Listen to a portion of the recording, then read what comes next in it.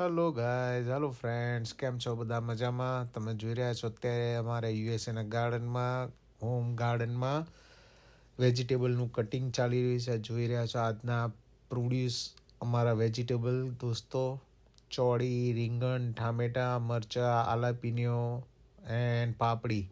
સાથે જ હવે મારા પત્ની શ્રી આ ફ્રેશ ચોળી કાપીને એનું ગરમા ગરમ શાક બનાવશે. તમે જોઈ રહ્યા છો અત્યારે ચોળી અને રીંગણનું આ શાક બનીને ફ્રેશ ગાર્ડનમાંથી કાપેલા ચોળી અને રીંગણનું શાક અહીંયા બનીને ધમાકેદાર તૈયાર થઈ ગયું છે. તમે લાઈવ જોઈ રહ્યા છો દોસ્તો.